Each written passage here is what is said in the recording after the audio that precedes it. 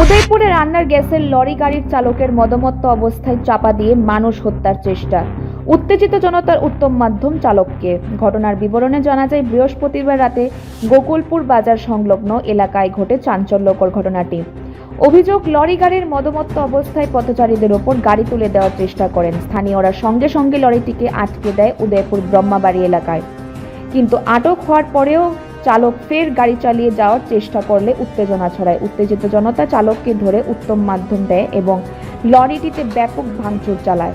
খবর পেয়ে রাধাকিশোরপুর থানার ও উদয়পুর ট্রাফিক ইউনিটের পুলিশ কর্মীরা ঘটনাস্থলে পৌঁছে পরিস্থিতি নিয়ন্ত্রণে আনেন।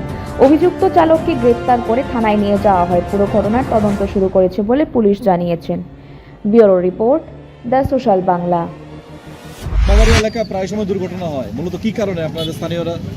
অ্যাকচুয়ালি দেখা গেছে সাউথ ত্রিপুরা এবং ঘুমতি এবং সাউথের মেইন নাভি বলতে এটাই, ঠিক আছে। এখানে চারদিকে রাস্তা আছে বলতে গেলে, আর এখানে সবসময় যানজট থাকে।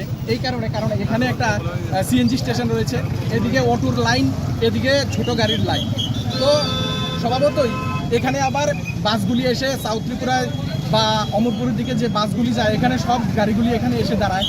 এই কারণে এই জায়গাটার মধ্যে সবসময় মানুষের সমাগম থাকে এবং যানজটের সৃষ্টি হয়। এই কারণে দেখা গেছে প্রত্যেকটা সময় প্রায় দিন অন্তত 4-5টা অ্যাক্সিডেন্ট হয়ই হয় এখানে।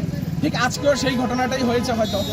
এবং আমরা ব্রহ্মাবাড়ি এলাকার সমস্ত জনগণের তরফ থেকে ঊর্ধ্বতন কর্তৃপক্ষ যারা রয়েছে তাদের কাছে আমরা অনুরোধ জানাবো, করজোড়ে অনুরোধ জানাবো, যেমন রমেশ চমনিতে বা অন্যান্য জায়গার মধ্যে যেভাবে ট্রাফিক সিগন্যাল দেওয়া হয়েছে, অথচ এই জায়গাটা এত বড় একটা গুরুত্বপূর্ণ জায়গা, এখানে ট্রাফিক সিগন্যাল ঠিক মতো কাজ করে না এবং প্রায়ই বন্ধ থাকে।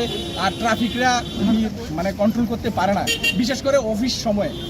তো আমি চাইবো এটাকে ডিজিটাল যুগ চলছে, এখন দেখা যাচ্ছে ট্রাফিকরা হাত দিয়ে যানবাহন নিয়ন্ত্রণ করছে। এখন ডিজিটালের যুগ, এক ক্লিকে সবকিছু সম্ভব, কিন্তু দেখা গেছে অনেক সময় এগুলি বন্ধ থাকে। এখানে এই দিকের লাইট জ্বললে ওই দিকের লাইটগুলি জ্বলে না।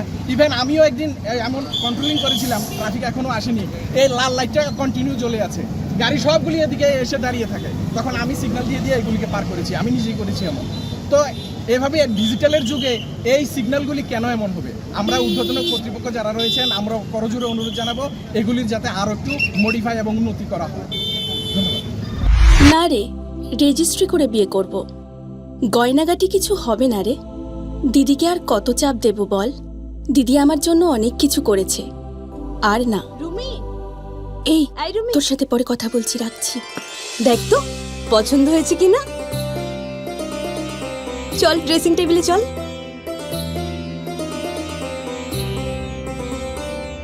দিদি তুই পছন্দ হয়েছে?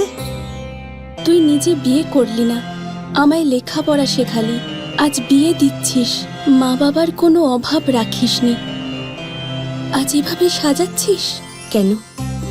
কোনো দিদি কি পারে না তার আদরের বোনের মা বাবা হতে? তোকে কি সুন্দর লাগছে। রাধাকৃষ্ণ জুয়েলারিতে চলছে বিবাহ মঙ্গল উৎসব। বিয়ের গয়নার প্যাকেজ মাত্র 1 লক্ষ টাকা থেকে শুরু। প্রতি বিয়ের গয়নার প্যাকেজের মজুরিতে থাকছে 15% ডিসকাউন্ট এবং ফ্রি ইন্স্যুরেন্স। তাছাড়াও জ্যোতিষ বিষয়ক পরামর্শ দেওয়ার জন্য আমাদের শোরুমে থাকছেন হস্তরেখাবিদ প্রান্তোষ ভট্টাচার্য, জ্যোতিষশাস্ত্রী, কলকাতা। অ্যাপয়েন্টমেন্টের জন্য অগ্রিম নাম নথিভুক্ত করুন। রাধাকৃষ্ণ জুয়েলারি, উষা বাজার, আগরতলা, ধর্মনগর এবং বিলোনিয়া।